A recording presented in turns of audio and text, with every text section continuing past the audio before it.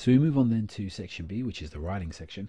And what you're looking at here is the differences between the way it used to be, which had two writing sections on each paper. Now you've just got both on one paper, and moreover, you've got one what's called a shorter writing task, which should take 25 minutes, and one that you've got called a longer writing task, which should take 35. Now, looking at the timings there, obviously everyone will write different amounts, so there's no amount that you're supposed to, but some people ask for what they should aim for. So I would have thought about perhaps a side and a half to two sides on that one, no more. In fact, I think someone said the exam board said a page could one side could do really well in that, but I'd go for a page and a half. And here you'd be looking at automatically around 1 3/4 as the exam board's recommendation, but I'd go for 2.5. Obviously it's quality, not quantity, in any given writing exercise that's going to get you the marks. Now they've also changed the format that you don't actually have a choice of questions. So whatever comes up, you have to answer. So there's only question 5 and question 6. So in this case, we'll be looking at question 5 and then what we get marks for. It's worth noting that at any point in this, the amount of marks that you get for spelling, punctuation, and grammar is going to be 1/3. So 1/3 of the writing that you're going to do will bring that amount to you. So we'll look across at the actual writing assessment objectives that we had up at the top. Now, write a letter to a friend explaining why you would like him or her to join you on a visit to a place that you think is very special. So here we're writing to explain, but they're not really sticking to the triplets like they used to. Obviously the triplets have been kind of left away, but the idea is just trying to get a clearer form of communication across as possible. So it's important for us to actually look at what we're being tested on. So here we're looking at AO3 1 and 2 from English, and AO3 1 and 2 from English language. So here if we look at AO3 1 and AO3 2, that's 1 2 here, and so it's communicate clearly and effectively and imaginatively, and adapt forms and select appropriate vocabulary. So you want to be clear and concise in everything you put across. There has to be a lot of imagination in there, so you don't want to be boring. You want to use the right words that are fitting to your actual task, and you want to be able to engage the reader. You want to be able to, for 2, which again is being asked for in this question, you want to be able to organize information and ideas, structured and sequenced sentences, so it has to actually be well put on the paper, into paragraphs, and your whole text has to make sense. So the beginning has to feel like the beginning and the end has to feel like the end. It can't be vice versa, and it can't have the same tone throughout, obviously, if you want the highest marks. You need to use different linguistic and structural features, so you might want to use different sentence ranges, you might want to use different speech in there, and you want to make sure that the whole thing overall is cohesive and coherent, so it goes together and makes perfect sense. That's the mark scheme that you're going to get for these. Now you notice that here it says it's out of 16, whereas here the marking, the top band, it gets a maximum of 10. And that's because 6 marks go to, if I scroll down, 6 marks go to your ability to use spelling, punctuation, and grammar properly. So if you use complex grammatical structures, so compound sentences, etc., with success. So if you use it and it is working well, you can't just use it and not make sense and expect to get the marks. Your writing is clearly organized, and your sentences are demarked accurately, so obviously your full stops, etc., are in the right places.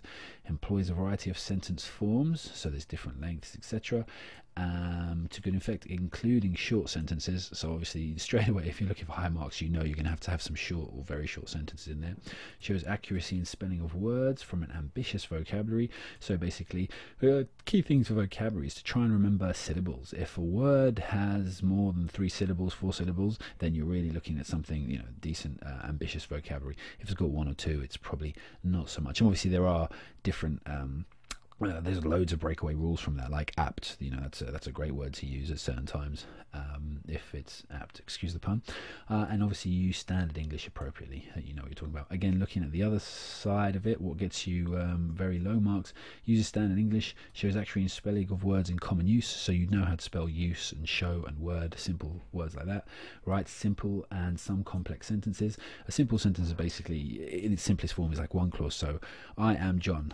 And then a complex one would be I am John and I'm going to the shop. So that would be just a really simple breakdown of a clause there. So you want to make compound sentences which have a lot more to them than that.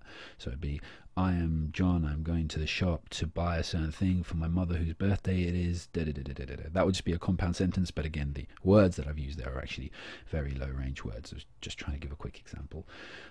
So if we look back up at the rest of the points where we'll get marked, obviously organizing your ideas, etc.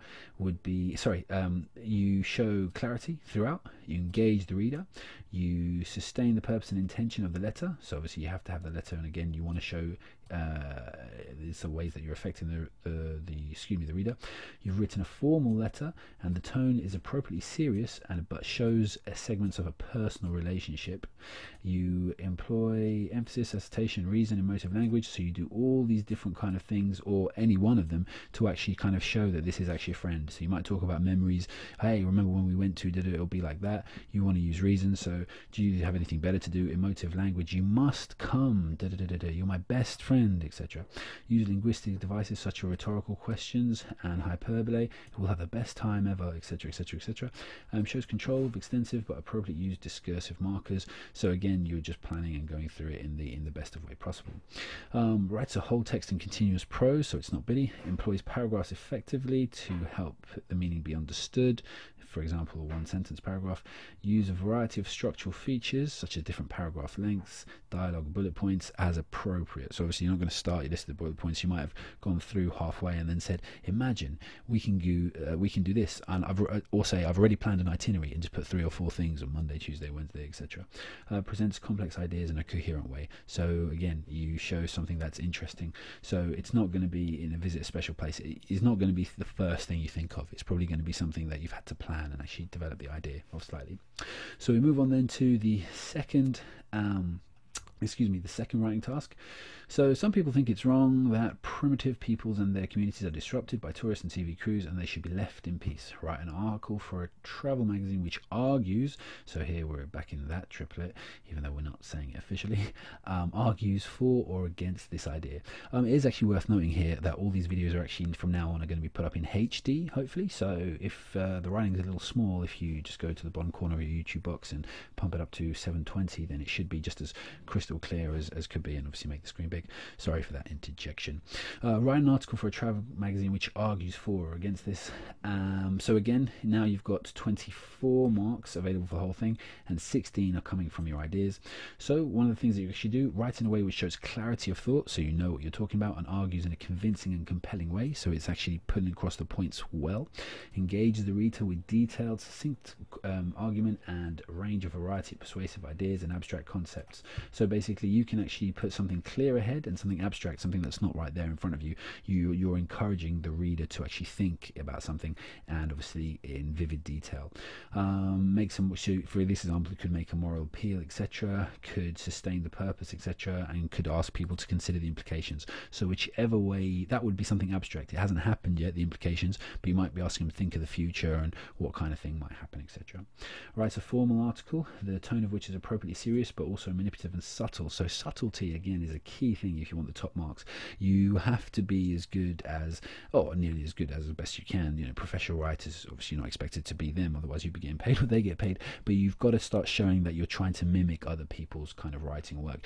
Best way to revise for this, if you go to comment pages in the broadsheets and just read through them, start picking out and looking at the way they kind of control sentences and the kind of drop subtle hints in, etc., and maybe some of the satire or sarcasm that they use throughout might be useful. And obviously the language has got to be sophisticated.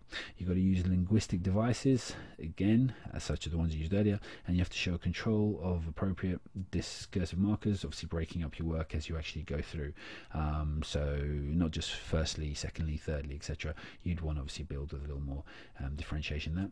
And again, all of these are pretty much the same as what was mentioned earlier in the previous point. As for the shorter writing task, again, the skill there is completely overlapping, and again with the punctuation, when we come down to that, again it's going to be the same, but you're going to get more marks because you're expected to write over a longer period of time.